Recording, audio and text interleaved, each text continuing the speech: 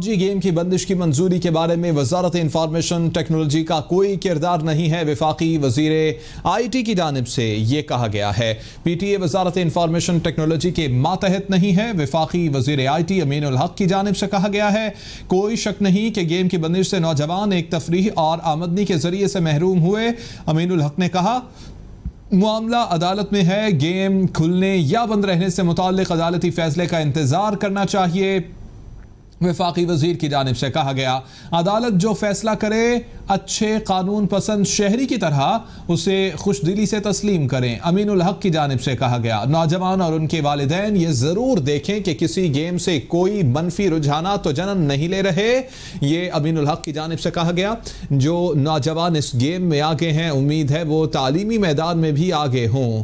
یہ کہا گیا سید امین الحق کی جانب سے. نوجوان صرف کھیل ہی نہیں تعلیم کے میدان میں بھی اپنے جوہر دکھائیں. وفاقی وزیر IT کی جانب سے کہا گیا امید ہے کہ نوجوان اپنی تعلیم اور صحت مند سرگرمیوں پر بھرپور توجہ مرکوز رکھیں گے. وزارت انفارمیشن ٹیکنالوجی نوجوانوں کی صحت مند سرگرمیوں کے لیے ہمیشہ سہولت کار رہے گی. انفارمیشن ٹیکنالوجی کی وسیع فیلڈ میں نوجوانوں کو اپنی صلاحیتیں دکھانے کے بھرپور مواقع ہیں. وفاقی وزیر IT کی جانب سے کہا گیا. اپڈیٹس حاصل کریں گے نمائندہ کیپٹل TV ناصر بٹ ہمارے ساتھ موجود ہیں. ناصر بٹ آگاہ کیجیے گا کہ وفاقی وزیر IT کی جانب سے کیا کہا گیا ہے PUBG کے متعلق. بالکل جی دیکھیے PUBG پر جب پابندی عائد کی گئی تھی تو لوگوں کو یقیناً اس بات کا انتظار تھا کہ جو وفاقی وزیر IT ہیں وہ اس معاملے کا نوٹس لیں گے. لیکن جب آج ان کی جانب سے بیان سامنے آیا ہے تو ان کی جانب سے یہ کہا گیا ہے کہ جو PTA ہے وہ وزارت IT کے ماتحت ادارہ نہیں ہے. ان کی جانب سے یہ ضرور کہا جا رہا ہے کہ اس میں کوئی شک نہیں ہے کہ جو گیم ہے وہ لوگوں کے لیے تفریح کا اس کے ساتھ ساتھ لوگوں کے لیے ارننگ کا بھی ایک باعث تھی. لیکن ان کی جانب سے یہ کہا جا رہا ہے کہ چونکہ معاملہ جو ہے وہ عدالت میں ہے تو اس حوالے سے جو والدین ہیں اور اس کے ساتھ ساتھ جو تمام تر پلیئرز ہیں اس گیم کو کھیلنے والے ان کو ایک اچھے شہری ہونے کا ثبوت دیتے ہوئے عدالت کے فیصلے کا انتظار کرنا چاہیے. لیکن ساتھ ساتھ ان کی جانب سے یہ بھی کہا گیا ہے کہ اس چیز کی امید ہے کہ گیم کھیلنے والے تمام تر جو بچے ہوں گے وہ اپنی صلاحیتیں تعلیم کے میدان میں ضرور دکھائیں گے. لیکن ان کی جانب سے یہ ضرور کہا جا رہا ہے کہ چونکہ معاملہ عدالت میں ہے تو اس حوالے سے کامنٹ کرنا قبل از وقت ہوگا. لیکن اس کے ساتھ ساتھ PTA کی جانب سے ان کا کہنا تھا کہ چونکہ یہ وزارت IT کے ماتحت ادارہ نہیں ہے تو اس حوالے سے جو ان کی وزارت ہے وہ کچھ نہیں کر پائے گی. جی ناصر بٹ ساتھ ہی موجود رہیے گا. PUBG گیم کی بندش کی منظوری کے بارے میں وزارت انفارمیشن ٹیکنالوجی کا کوئی کردار نہیں ہے. وفاقی وزیر IT کی جانب سے یہ کہا گیا ہے. کہتے ہیں کہ PTA وزارت انفارمیشن ٹیکنالوجی کے ماتحت نہیں ہے. کوئی شک نہیں کہ گیم کی بندش سے نوجوان ایک تفریح اور آمدن کے ذرائع سے محروم ہوئے ہیں. معاملہ عدالت میں ہے. گیم کھلنے یا بند رہنے سے متعلق عدالتی فیصلے کا انتظار کرنا چاہیے.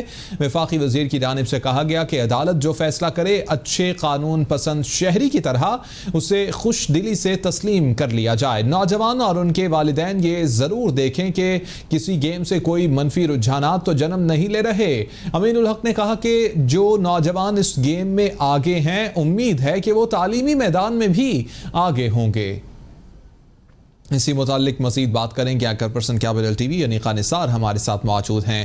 انیقہ نثار کہیے گا کیا کہیں گی وفاقی وزیر IT کے اس بیان پر جس میں ان کی جانب سے یہ کہا گیا ہے کہ PTA وزارت انفارمیشن اور ٹیکنالوجی کے ماتحت نہیں ہے. ابھی معاملہ عدالت میں ہے. انتظار کرنا چاہیے. دیکھیے مجھے یہ بات سمجھ نہیں آ رہی ہے پاکستان ٹیلی کمیونیکیشن اتھارٹی کی بھی کہ ایک طرف ٹک ٹاک کی واہیات اور ولگر چیزوں کو آپ کہتے ہیں کہ اس کے لیے ہم ٹک ٹاک کو نوٹس بھیج رہے ہیں, لاسٹ وارننگ دے رہے ہیں, اور دوسری طرف PUBG آپ نے وداؤٹ وارننگ بین کر دی اور آپ نے ایک وارننگ یا بچوں کو یہ بتانے کا کہ آپ اس کی طرف اتنا زیادہ راغب نہ ہو جائیں کہ آپ اپنی پڑھائی یا باقی ایکٹیویٹی سے دور ہو جائیں, ایسی کوئی وارننگ آپ نے اس بار نہیں دی. تو یہ تو بڑا ایک نا انصافی والی صورتحال ہو گئی ہے کہ ایک جگہ آپ یہ کہہ رہے ہیں کہ جی ہم ٹک ٹاک کو دیں گے موقع, لاسٹ وارننگ دیں گے, اور PUBG کو ہم بین کر دیں گے, فوراً ہی بین کر دیں گے وداؤٹ ٹیلنگ اینی باڈی. خودکشی کی خبر آتی ہے اور اس کے بعد اس کو بین کر دیا جاتا ہے. تو مجھے اس منطق کی اور مجھے اس دوغلے پن کی سمجھ نہیں آئی. دوسرا جو امین الحق صاحب بات کر رہے ہیں, سید امین صاحب IT کے منسٹر ہیں, MQM سے تعلق ہے ان کا, خالد مقبول صدیقی صاحب کی جگہ پر آئے ہیں واپس.